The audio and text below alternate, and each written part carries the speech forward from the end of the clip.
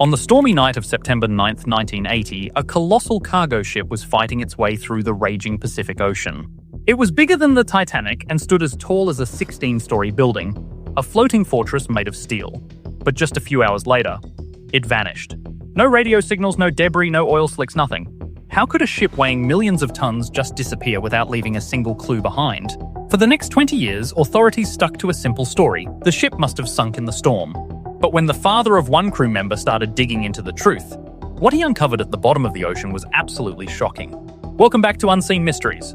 That night, the mighty cargo vessel MV Turbisher was cutting across deep Pacific waters heading towards Japan. But from the east, Typhoon Orchid was closing in a deadly storm growing more intense by the hour. For the past 8 weeks, Turbisher had been hauling 1,500 tons of iron ore from Canada. It had already crossed the Atlantic, past the southern tip of Africa, and was finally approaching its destination.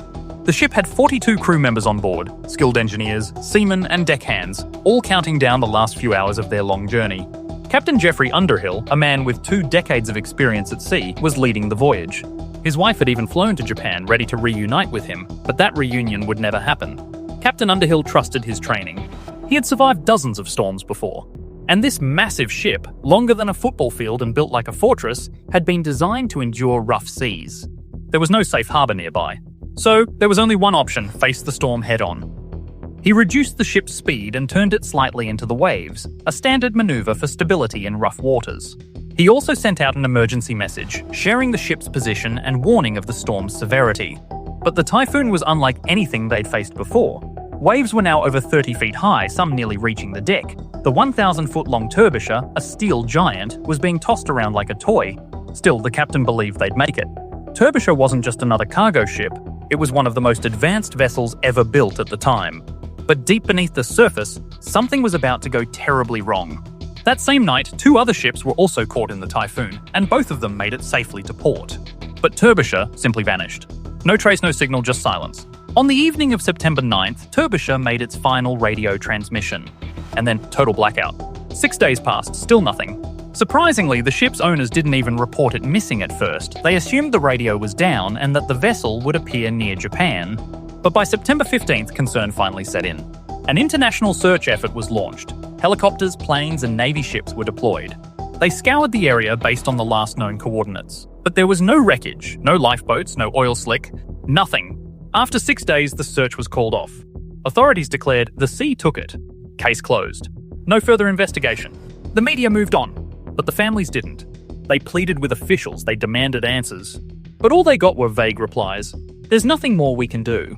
MV Turbisher wasn't some old rust bucket. It had been built just 4 years earlier at the prestigious Swan Hunter shipyard in the UK. A technological marvel, it could carry over 150,000 tons of cargo. It was also part of a new generation of OBO carriers, ships that could carry oil, bulk, and ore in separate compartments. This revolutionary design allowed it to always carry cargo, no empty returns, maximising profits by up to 30% compared to standard ships. Only 6 of these bridge-class vessels existed in the world. But back then, Swan Hunter was under pressure. Japanese and South Korean shipyards were building faster, cheaper ships. To keep up, Swan Hunter cut corners. And that's where the cracks literally began. After the disappearance, the families received no answers, but one father wouldn't let it go. Peter Redyard, who lost his son on the Turbisher, wasn't just grieving, he was a professional ship inspector.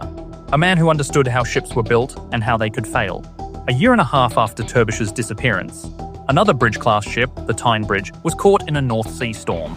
Its hull began to split. The crew was airlifted to safety, the ship barely survived. Peter inspected it, and what he found was alarming. Hairline fractures across the bow, the same area where Turbisher might have failed.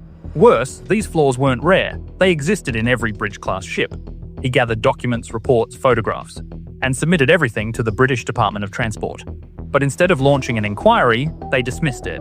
The case is closed, they said. Peter's evidence ignored. So the families took matters into their own hands. In 1984, they formed the Turbisher Family Association. In 1986, yet another bridge-class ship, the Kowloon Bridge, cracked and ran aground off the coast of Ireland. This time, the British government couldn't stay silent. A formal investigation was launched. Over 6 months, experts debated causes. Some blamed the storm, some blamed human error, but no one wanted to blame the ship's design. The final report?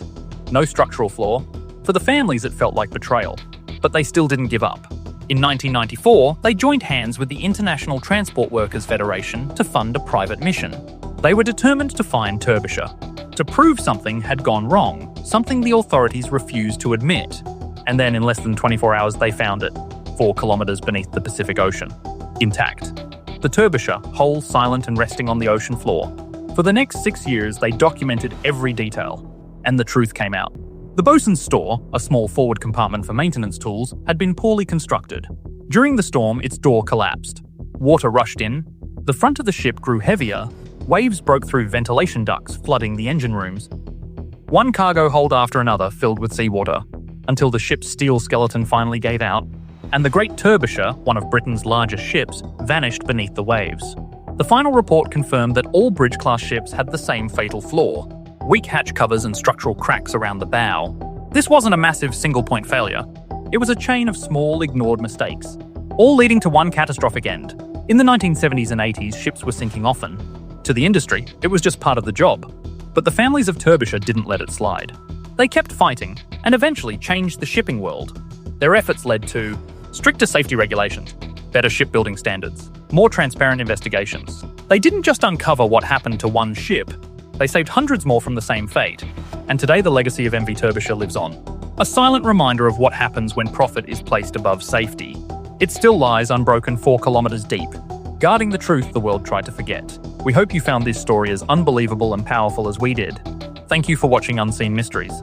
If you enjoyed this, hit like, drop a comment, and don't forget to subscribe for more true stories from the depths of history. See you in the next video.